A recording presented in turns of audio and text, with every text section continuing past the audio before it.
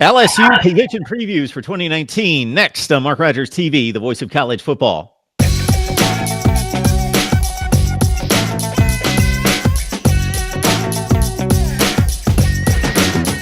All right, we're breaking down the Bayou Bengals. We've got Billy Gomilla on the line from SB Nations and the Valley Shook. Before we get started on LSU's quarterback situation for 2019, I want to remind you that you can help us build the channel by grabbing the Amazon link down in the description section below. Just do your regular Amazon shopping right there. Doesn't cost you an extra penny. Don't have to buy the product to help us build the channel.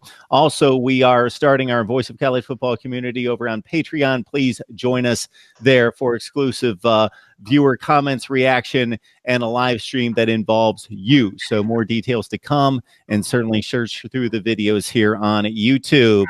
Billy, how you doing tonight?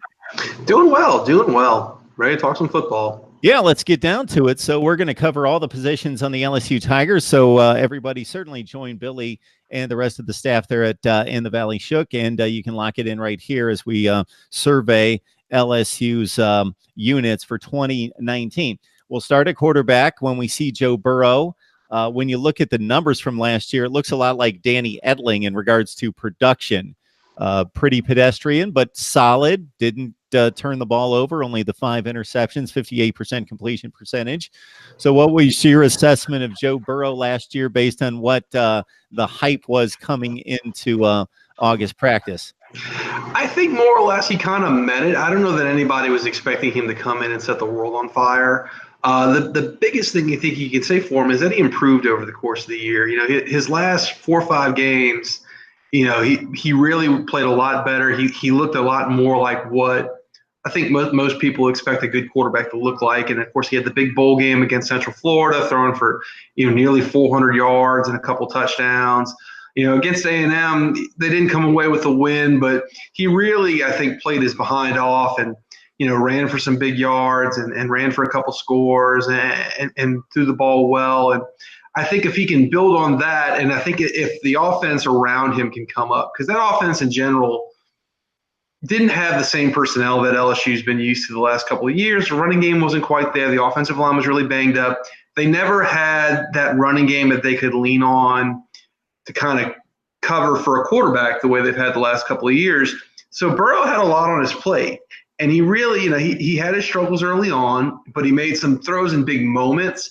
He was really good at having a game that to the naked eye looked good, and then you would look at the stats after the fact, and he would be, around 50% or a little under 50% in some cases in completions, but you still felt like he played well. He didn't make a lot of mistakes. He didn't make a lot of plays, but he got the ball out. He didn't turn it over. Some games he'd have 4 or 5 passes that he threw away just because there was no play there. And over the course of the year, you saw him get a little more confident. You did see that lead to some more mistakes in some games, but you also saw him start to make more plays. And I think if the rest of the offense can come together around him, you can see him, take a nice step forward this year. Billy, as soon as you start to spell out that narrative, the Auburn game comes to mind. He didn't light it up, didn't put up the big numbers, but when they needed a few key passes on a couple late drives to pull that game out, he delivered. And also, I think a point that you had made during the offseason at some point when we had you on was a point well taken, that this guy at that level, playing in that division, in that conference, walked on campus the first week of August, wasn't acclimated, forget the football, to everything else. And it just kind of everybody, the teammates, the game plans, everything kind of thrown in his face. And here you go, here are the keys, and go play Miami in game 1. Mm-hmm, that's right. And one thing I think we saw in that game early on, they had the little, I guess the fracas, I guess you'd call it, before the game, where some Miami players kind of ran through LSU's warm-up lines, and Burrow was right there in guys' faces, and that won a lot of people over. And then I think, like I said, down the stretch, you saw him really that team kind of rallied to him, especially with the way he played in the A&M game. They said he went in the locker room after after 7 overtimes.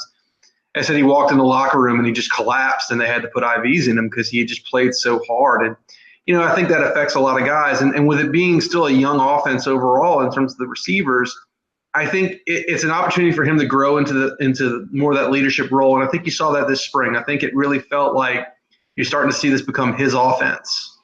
It was about this time last year, Billy, we were talking 3 and 4 quarterbacks when we were talking about what the competition was going to look like in the spring and then going into August. Burrow is obviously the guy for 2019, but God forbid he goes down.